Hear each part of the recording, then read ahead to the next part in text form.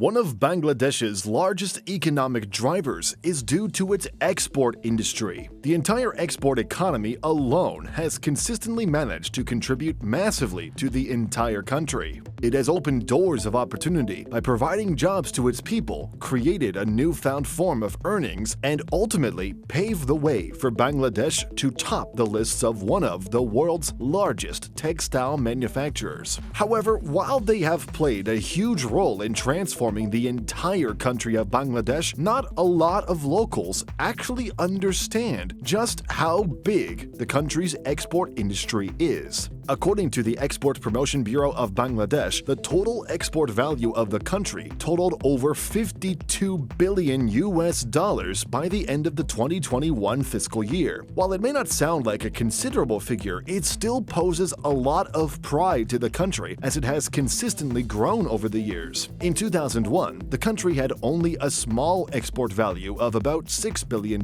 but due to the country's transformation and adaptation to export-oriented industries, it grew its export value to over $22 billion 9 years later in 2010. A further decade more had shown the entire export value to nearly triple the size of where it is today. The massive growth of Bangladesh's export economy is a testament to the country's overall economic rise. After all, it was because the country had adapted massively to the textile industry. To understand how this entire industry, however, is affecting Bangladesh, let us understand what are the largest drivers of products that are being imported overseas, and what are the potential changes in the coming future. Bangladesh's export industry is dominated by two key categories. The first is known as the ready-made garments industry, or RGM for short. This industry alone contributed over $35.8 billion of export earnings in 2021,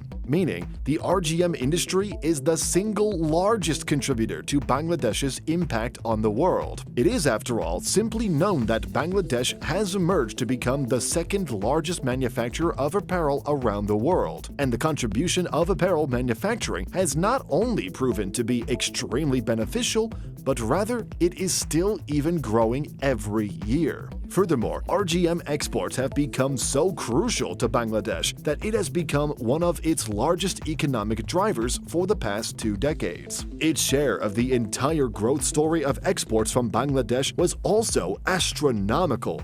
In 1993, RGM exports had only accounted for $1.5 billion, whereas non-RGM exports, which are the likes of agriculture or raw materials, had contributed $978 billion. But 3 decades later, RGM exports had grown from a measly $1.5 billion to over $35.8 billion, whereas non-RGM exports had only grown from $978 million to over $7.3 billion. That is not to say, however, that non-RGM does not hold any value to the country. The role of non-RGM in the future is massively necessary, especially as the world today is taking a revolutionary step led by technology. But we will get back to non-RGM and its future prospects. For now, let us first know what the products are underneath the entire non-RGM categories. The non-RGM exports of Bangladesh are simply the exports of Bangladesh that are not related to its RGM category. The largest of non-RGM products come from its agriculture industry, pharmaceutical, and chemical products. These three are vitally important as much as its RGM sector. The agriculture industry contributed more than $1 billion, and if we add up its frozen and live fish exports, which can be concluded under the food umbrella, it adds up to over $477 million. On the other hand, pharmaceutical and chemical products collectively paved the way for $500 million as well. Bangladesh's product exports came alive because of one important factor: foreign nations are buying them. This then raises the question, what country is buying the products made in Bangladesh? And why are they even buying from a South Asian nation instead of, say, their own respective country? Well, the largest purchasers of products made in Bangladesh, composed of these two categories, RGM and non-RGM, hail not even from its neighboring blocs. Most of the largest buyers of products made in Bangladesh are sent all the way to European nations. The EU alone imported more than 45% of the total exports of Bangladesh. This is because the EU is famous for its clothing industry, and people are often known for lavish spending. But the most basic concept may be because the EU and Bangladesh have successfully established many partnerships, where, for example, the well-known German company Adidas is one of the largest buyers of garments and textile products from Bangladesh. Following the EU, on the other hand, are the likes of the American region, importing about 22% of the total exports, and the third largest comes from the Asian continent at only 11%. One of the reasons why Asia, despite its enormous population and demand for clothing imports, are only a small portion of Bangladesh's textile industry is because Asian nations are often known for being top textile manufacturers. This brings us to the reason why European nations and others import textiles and garments from Bangladesh. You see, labor is very cheap in Bangladesh, and the RGM manufacturing industry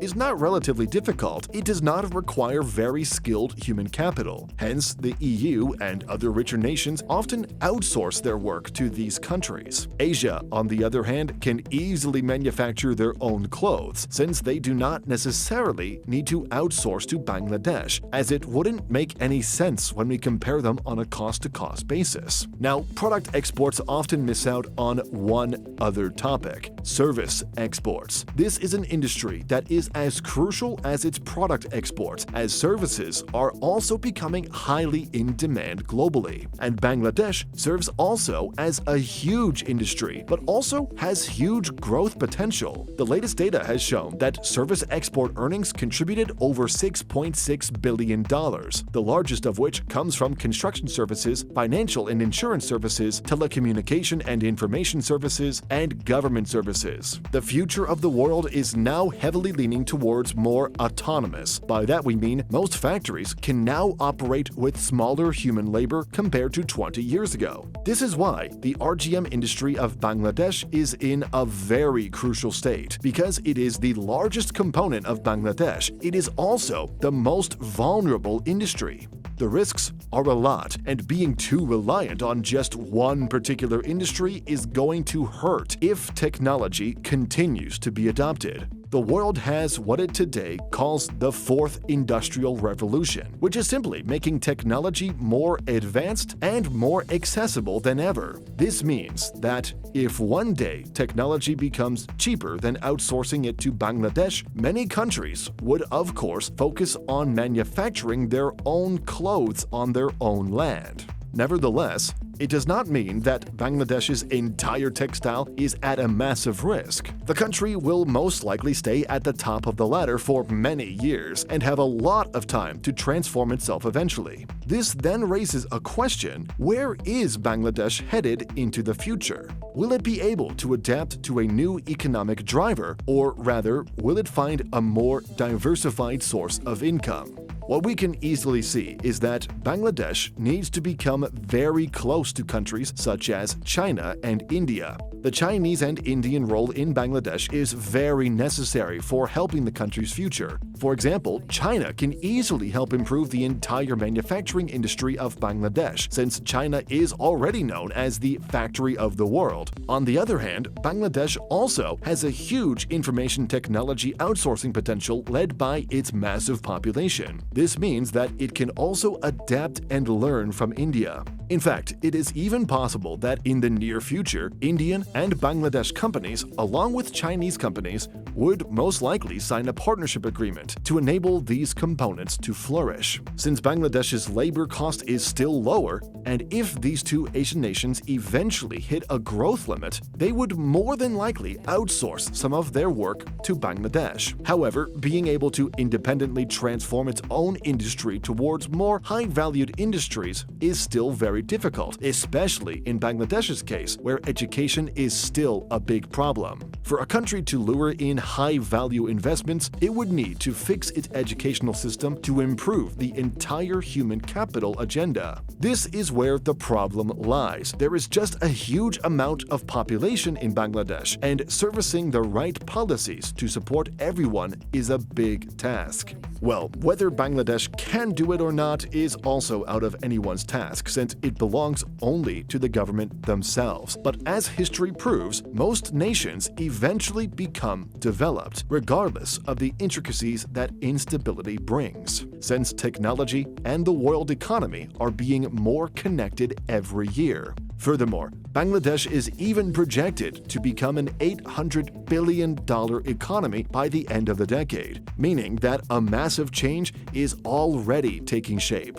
Finally, while we have outlined what the export industry is, we still have not talked about the import industry. The largest country that Bangladesh imports from is China. Asia's largest economy alone holds 31% of the total export to Bangladesh. This is only to be followed by India, Singapore, and then the United States. The largest of what Bangladesh imports from overseas, on the other hand, ranges from raw cotton to refined petroleum to agriculture, and most importantly, machinery equipment.